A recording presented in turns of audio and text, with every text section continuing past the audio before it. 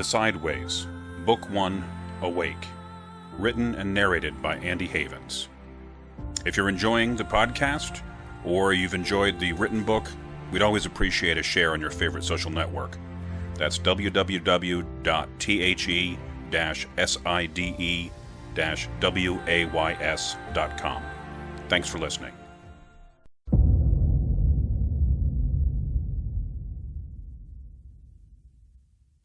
Chapter 3, Perception. The moment the door shut behind Mr. Monday, Kendra's universe became something else. She had one split second of confusion, and then light, white, pressure black, and checkerboard, ice, hands, ice, eyes, where white, not white, spinning, all of the eyes, red, falling, red waterfall, red river, white moon, yellow teeth, teeth choking, my name, long, word, stop, point, poke, stab, impale, pierce, shatter, scatter, dust, stretch, falling, stretch, sleeping, stretch, dream, no dream, red moon, red teeth, hands, claws, cold, picking, stacking, dust, fire, needle, pin, poke, stab, no, thank you, no, red, white, teeth, hand, moonfall, whip, wind. Her mind and body interpreted what she was experiencing as points of pain up and down her arms and legs, nausea as if she were about to vomit everything she'd ever eaten, dizziness and vertigo so bad she was sure she was falling, extreme cold, all at once. She shut her eyes, gasped for air, fell to the floor, and screamed because there was nothing else to do. Nothing to do besides let some of the terror out. So much was flowing into her. Somehow she had to force some of it to leave her head, and screaming was all that was left. Every color, every sound, every smell, every perception entering her mind was burdened with 1,000 meanings and 100 feelings. She couldn't move on the floor without it speaking to her, yelling at her, questioning her in languages she didn't understand. She couldn't breathe without the air itself trying to yell at her about subway art and bakery oven technology, the way urine smells if someone has liver disease, rock quarry physics, childbirth statistics, neon sculpture and bookbinding, the history of the orders of Catholic nuns, and how fire spreads in hallways. She struggled to her knees, arms wrapped tight around herself, dimly aware of the shape of objects around her, even with her eyes closed. She fell and managed to half land on the couch. It too had stories to tell, insistent stories complete with over-sharp sensations. Her inner eye was alive with 1,000,000 shades of brown for some reason. She remembered the couch as being more of a gray, but in her brain it was now a thing of brown history. And the sounds, they filled her mind with words. Some she could understand, some she couldn't.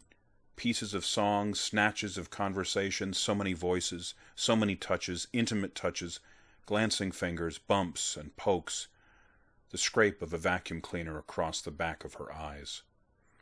Her mind was filled again, filled to breaking, and so she screamed again. Screaming was perfectly logical. It also wasn't painful, not like with a headache when screaming would only make it worse. The noise was blissfully pure and singular. There were no echoes. Her scream was one voice, just one. That was good. She already knew everything about that voice. It was hers. It didn't come with 1,000 other associations and marks. So she concentrated on that, the screaming, trying to fight off another wave of nausea. Kendra pushed herself further up onto the couch and screamed again. Yes! That felt really, really nice. And if she concentrated on the sound, on a sensation that she was uniquely responsible for, it seemed to take the edge off some of the other. For the next few minutes she screamed like a madwoman, up and down scales, no words, just various tones, different pitches, different volumes. She barely breathed and feared she'd pass out from lack of oxygen. Then she thought that passing out wasn't such a bad idea and stopped worrying about it. Each scream seemed to tear one layer of the madness away, seemed to snap her own mind in place on top of one set of images or sounds. Shriek! Away went Galapagos turtles. Shout! And the guns of the Boer War were silenced. More screams, and some of the voices in foreign tongues became quiet. The pain began to subside. The nausea retreated to something manageable. She was hugging her knees now, rocking back and forth on one end of the couch, like a severely autistic child. eyes shut as tightly as possible. She let the volume of the screams die down a bit until it sounded more like she was calling out for something in a language without words. Raw, inarticulate noise, but not quite as loud and desperate as before. Moaning. Yes, that's the word. Moaning. It still seemed to help. Finally, she felt able to open her eyes. The office was awash in visual echoes, ghost images of people appearing and disappearing, fragments of sights, and pieces of color flashing across her view like psychedelic comets. She was still moaning, long, low sounds like someone trying to push something foreign from a wound, but the pain was almost gone, dying away like a toothache after the tooth's been pulled, so she gradually lowered her voice until she was silent. If she held very still and focused on one particular spot, like the doorknob, for example, the riot of colors and images was much less frightening. She felt like she was balanced on top of an avalanche of sensation, and that the slightest movement would tip her over the edge. In the front pocket of her pants, her cell phone rang. The sound and vibration sent a fresh wave of pain and nausea up her leg, hip, and side. She fell backward on the couch, biting her lip and trying like mad to get her hand inside her pocket in order to make it stop, make the shaking and the screeching of the little device stop. It pulsed with images and words with every ring and threatened to push her back into the sea of madness she'd just now crawled from. Without thinking, she pulled it out of her pants and answered it. As soon as the ringing ceased, the pain and vertigo stopped too. She couldn't think clearly enough to say anything, but could hear someone talking at the other end of the connection. Kendra? It was her mom. She barely managed to whisper, Mom? Kendra? Where are you? At Shama's house? Honey, it's fine if you want to spend the night, but you really should tell me. Her mother's voice sounded tinny and distant, like she was calling from another planet not just a few miles away.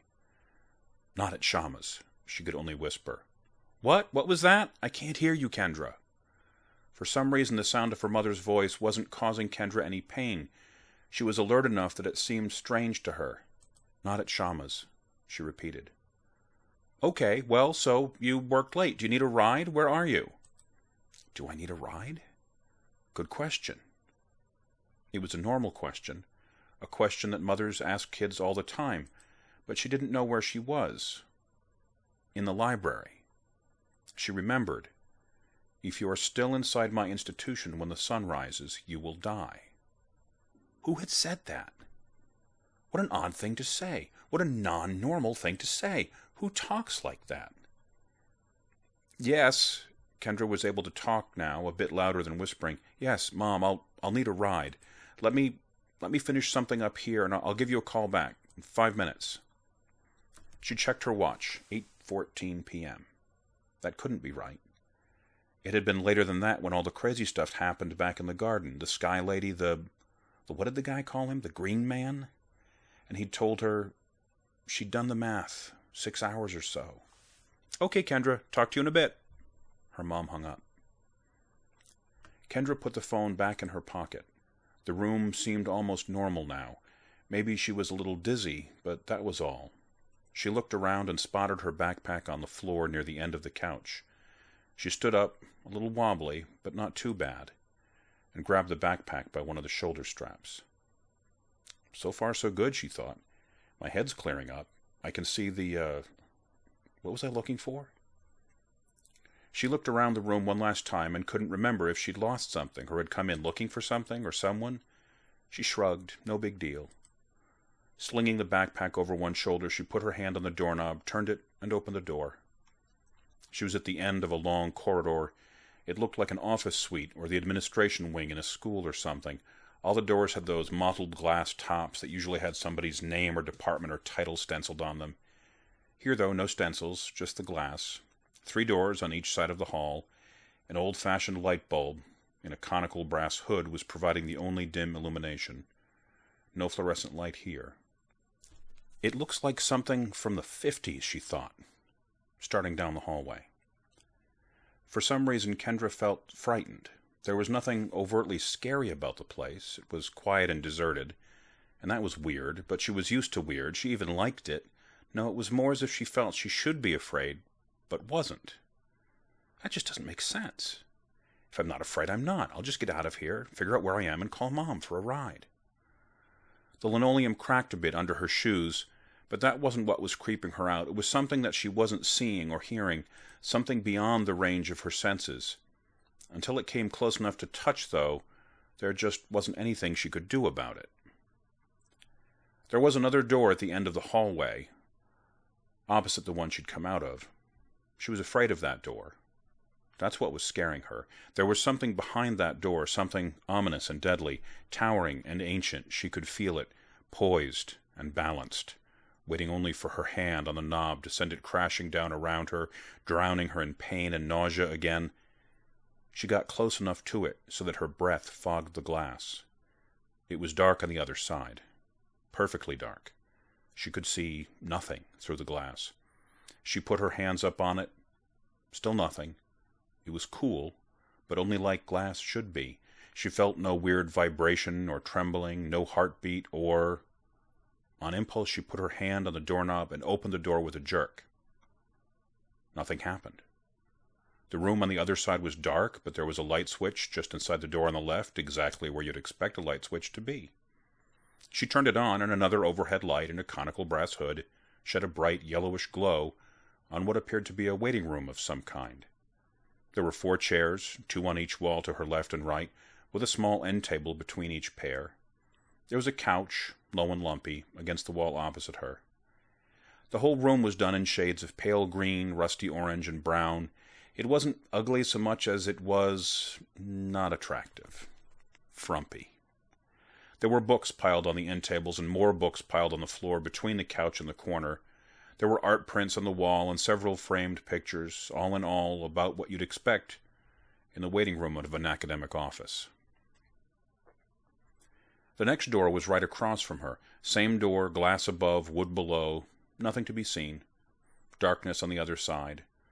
Again, the feeling of terror began to build inside her and, screw this, she thought. I'm not going to cringe and fright every single time I come to a door. It's a library, right? He said that, didn't he? A library, for crying out loud. What's going to jump out and attack me? A diorama? A Reed poster? Forget it. With that, she stomped across the room, inadvertently knocking over a stack of magazines with her swinging backpack, and opened the door leading out of the waiting room. She was in a hall of some kind. It was dark here, too, and the only light came from behind her in the room she'd just left.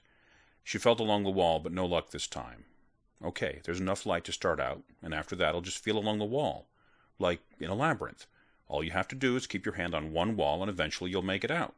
She remembered having read that somewhere, or perhaps she'd heard it recently. Kendra put her left hand on the wall and began to work her way away from the waiting room and the offices and out into the library proper. The shadows of tall shelves and displays loomed over her, and as she moved further from the light, she stepped closer and closer into true darkness until she was well and truly blind. Keeping her left hand on the wall, she felt forward with her right hand, swinging it in gentle arcs as she slid her feet slowly along. She didn't know if there were stairs or even other levels to this building, but her preference was not to find out by falling down them. The wall she was following turned to the left, and after a while to the right again, and then to the left, shortly after which she entered a part of the library where tall windows let some little light in from the street, and she was able to see again. Not much, but enough to be grateful for. She could tell that she was in some kind of atrium. There weren't any big displays or anything, just many low tables with heavy wood chairs surrounding them. Maybe a study area, she thought. She walked past the tables, sliding her fingers across the smooth, worn wood. There was an archway at the far end of the study area, as she thought of it, and she headed towards it. As she passed under the open arch, she got an even better view of the nighttime facility as more light came in from a skylight above. 3 sets of steps led down from a semicircular platform under the archway where she stood. To the left and right, it looked as if there might be other wings of the building. At the end of the steps was a small area with several potted plants, and then heavy wooden doors with very large pull handles. Directly in front of her, at the bottom of the 3rd set of stairs, was a set of 4 very large, heavy-looking doors, over which hung the sign she'd been looking for. Exit. Kendra jogged down the steps and headed right for the exit doors. She assumed they'd be locked, but had to give them a try anyway. But when she examined the door carefully, she found that the old-fashioned locking mechanism wasn't something that needed a key, only someone on the inside to turn a handle. The handle then pulled a series of bolts out of the top and bottom frame of the door, and she pushed, and the door opened easily. Must be counterbalanced, she thought, walking out into the cool night air. She let the door shut softly behind her, feeling slightly guilty about leaving the door unlocked at night. Not my fault. They left me in there. And something about not being around at dawn or I'll be in trouble. Be out by dawn or you're in trouble. Who talks like that? Kendra checked her watch. 8:32 p.m. Really? Still that early? Now all she had to do was find some landmark. She had no idea where the heck this library was in town, and call her mom for a ride. She turned left past one of the stone lions and walked down the block, checking the street sign, and not recognize it. Though it was night, summer was far enough along that it wasn't totally dark. In fact, the sky had a funny gray tint to it. Kendra had no trouble reading street signs until she came to an intersection that she remembered. She sat down on a bus stop bench and called her mom on her cell phone. "Kendra?" her mom said before she even identified herself. "Where are you?" "I'm at the bus stop near the corner of Albright and Peach," she replied. "It's right near the coffee shop with the big bowler hat on the sign out in front." "Right," her mom said. "I'll be there in about 15 minutes. And she hung up. Just like Mom, thought Kendra. Only the facts and nothing but. Her shoulders and neck were sore for some reason, so she put her backpack on the bench and did some stretching exercises, rotating her neck and head around and around. After a minute, the soreness was gone. She sat down again and noticed that a large bulldog was watching her from across the street. He wasn't on a leash, and she hoped he wasn't mean. She didn't like big dogs. He wasn't tall, but he was big and ugly. But he wasn't moving, just sitting and panting, tongue all drippy and hanging out one side of his mouth. It was very quiet. This was a part of town she wasn't overly familiar with, but it seemed much quieter than the parts she knew. No street noise, no cars, no horns, no trucks backing up. Where is everybody? I don't think I've seen a single person since... Kendra's mom drove up in her minivan. Kendra grabbed her backpack, opened the passenger side door, and slid in. "Thanks for picking me up, Mom," she said. "That was a quick 15 minutes. "No problem." Her mom put the car back into gear and pulled away from the curb. 2 or 3 turns later, they were on a main street and there was traffic. She may not be the most interesting mom on the planet, Kendra thought, but she also doesn't ever get pissed, and that's something anyway. She wondered if her mom would even ask about where she'd been, or why she'd been out past midnight on... But it's not past midnight. It's not even 9. She just came to get me because the subway only runs on the hour after 8 o'clock. The lights of cars and shops and houses blurred by through the windows. The glass tinting seemed to turn them all gray and wishy-washy. She breathed on the glass and made a tic-tac-toe pattern with her finger in the moisture. She never won. Always a tie. That made her smile. Kendra turned to look at her mom. In profile, her elegant, finely sculpted features were even more perfectly defined. Everyone was always telling her that. Your mother is so beautiful. Kendra didn't see it. Okay, in a textbook kind of way, maybe.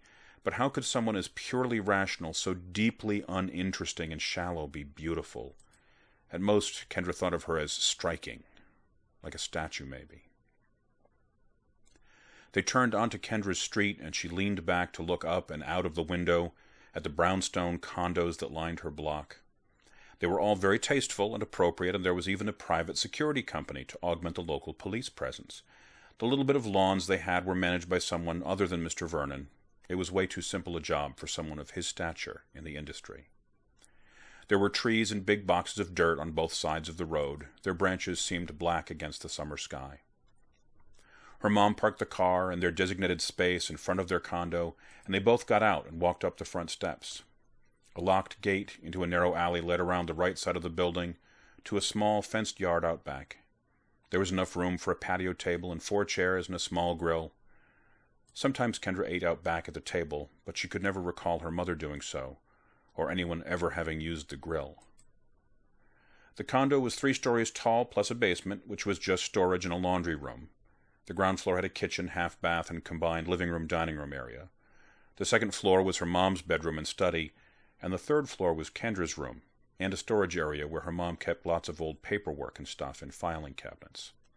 They each also had a full bath, which was nice. At the top of the front steps, Kendra turned around to look out at their street, Wicking Cross. It was fully night now, and the streetlights had come on. The red-brown of the brick buildings had paled to a dark gray, and even the green of the potted trees seemed to have faded. There was no wind and no traffic noise. The only sound she heard was her mom's key in the lock. Something about a key. Had Mom lost a key? Kendra was puzzled. "Mom," she asked, "did you lose a key?" Her mom turned to face her, one hand on the doorknob, and for a moment her face looked very strange, almost translucent, as if Kendra could see through her. But she wasn't seeing what would have been on the other side of her mom's head, their front door, but another place, a room with books and a stuffed crow.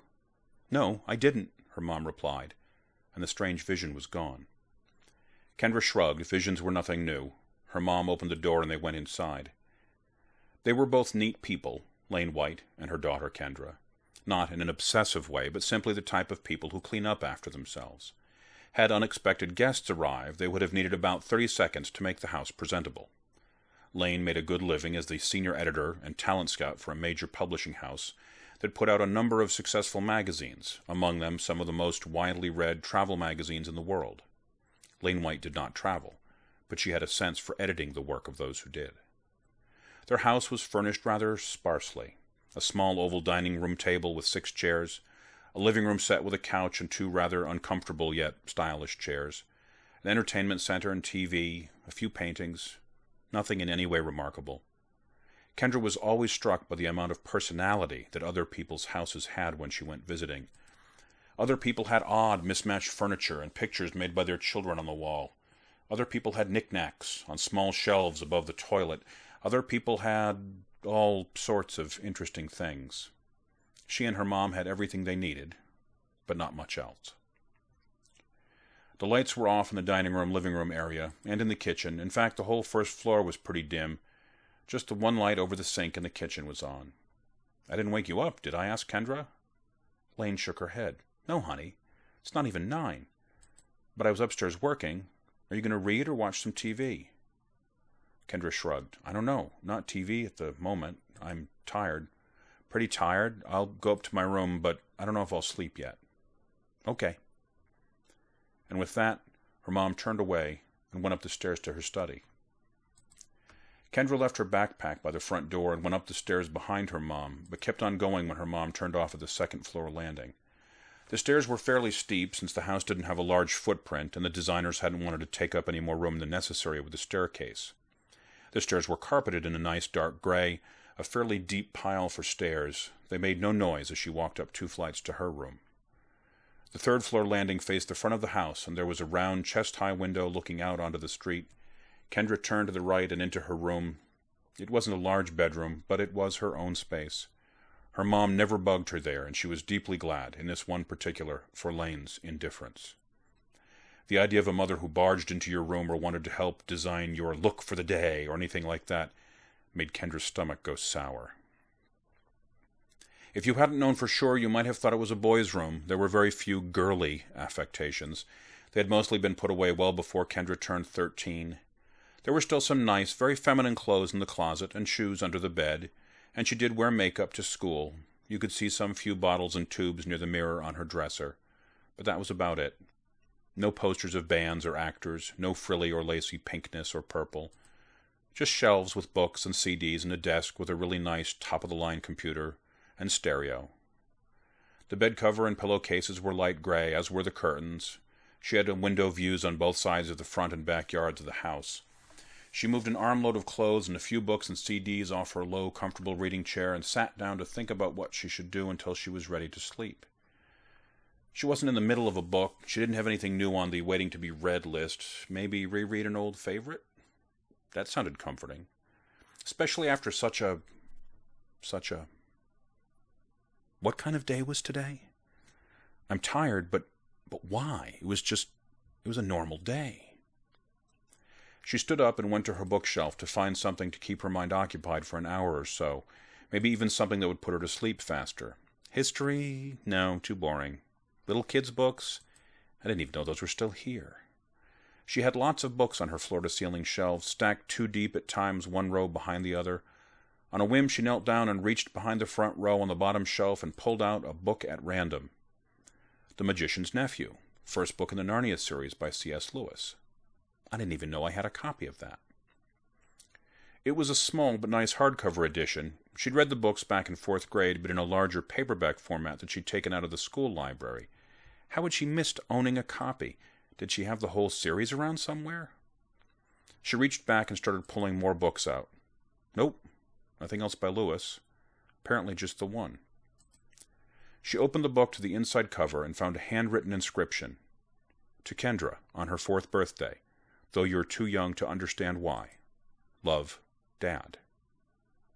The words were written in bright blue ink, a blue so intense it made her eyes hurt, almost like a strobe in a darkened room, and as she read them she realized that those words were the only spot of color in the room. She looked up, suddenly panicked, heart beating fast, and scanned her entire bedroom. Everything, every piece of furniture, every book, the walls, the bed, the curtains, the windows, the trees she could see outside, was rendered in shades of gray. Her curtains were yellow. They were supposed to be yellow. She'd picked them out herself, a pale, summery yellow that made her room look like dawn almost all the time. But they were gray. And the carpet was supposed to be tan. With a dreadful suspicion, she stood up off the floor and went to stand in front of her mirror. She, too, was reflected in shades of black and white. Her brown hair was gray. Her skin was light gray, everything like an old movie. Strangely, being devoid of color, she seemed to resemble her mother even more than normal. Maybe it was because her mom's hair wasn't reddish-brown anymore, but a dark, dark gray, and her skin was paler than Kendra's, too. The girl she saw in the mirror looked very much like one who would grow up to be another Lane White. Am I sick? Did I go colorblind? Why can't I see any color at all? But then she remembered the book in her hand. She opened it up and looked at the inscription again. The words hadn't really registered before, just the piercing bright color, which was still shining out from the page like neon. Now that she was over the initial shock of that, she realized what it said. Love, Dad? She had never had anything, no word, no letter, no message, no picture from her father. Her mom refused to speak of him. The few times Kendra had asked, Lane had shut her down with a remark along the lines of, "We're better off without him," or "You don't want to know. Trust me." She sat down on the stool she used when brushing her hair and rarely putting on makeup. She put the book down, still open, on the dresser. She looked at the shining blue words and couldn't understand how the book had appeared on her shelf. Mom wouldn't have given it to me, that's for sure. While one hand held the book open, she reached out and ran her fingers gently over the glowing blue letters. The instant she touched the ink, a stabbing pain pierced her shoulder. It felt as if someone had pushed a large, hot needle into her flesh, through the muscle and into the bone. Instinctively, she pulled her hands away from the book, and it fell shut, the fresh, tight binding pulling it closed. The pain stopped, but an aftertaste of it remained, a small ache as if she'd been punched the day before. Rotating her shoulder a bit to try to work out the last of the discomfort, Kendra pulled down the neck of her shirt and looked down at her shoulder to try and see what had caused the sharp, stabbing pain. There was a blue, almost shiny stain on her skin, an uneven splotch the shape of a small puddle. Kendra couldn't get a very good look at it, and she was trying to stare almost straight down at her collarbone. She pulled the collar of her shirt down further and leaned forward to look at the mark in the mirror instead. For a moment she was able to concentrate on the strange stain. It was the same blue as the ink in the book, a shiny, almost electric color, the only color left in her room.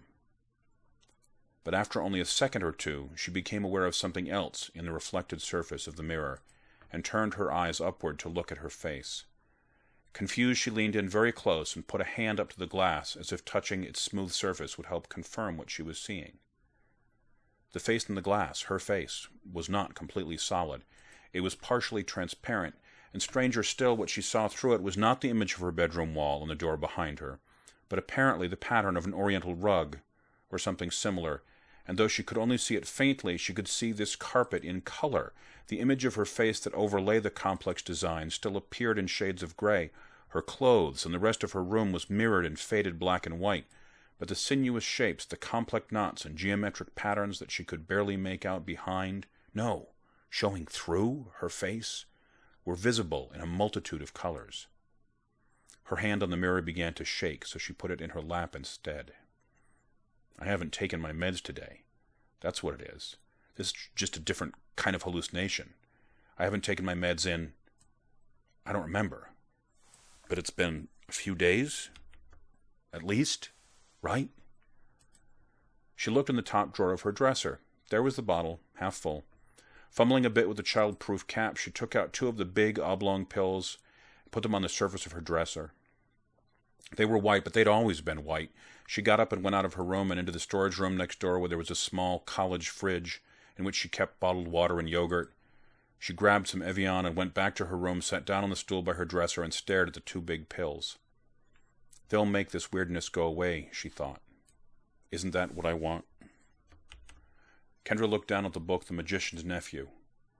With a shaky hand, she opened the cover and looked down at the writing again. Still blue, still glowing like it was powered from within. She kept the book open and with one hand pressing down on the binding to crack it loose a bit. With her other hand, she pulled her arm completely out of the neck hole of her shirt so that she could clearly see the blue stain that marked her chest.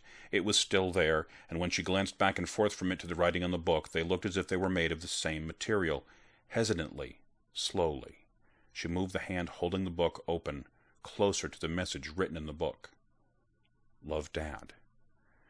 Not thinking about it at all, she touched the fingers of her left hand to the mark on her collarbone, just as she slid her right hand to cover the inscription in the book.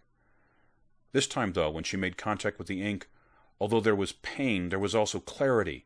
She felt as if she dived into a freezing cold or boiling hot pool of water. She wasn't sure which, but either way it was cleansing, stripping some kind of filth from her. She felt as if layers of cobwebs or dust or grime were being pulled away from her, possibly taking her skin with them.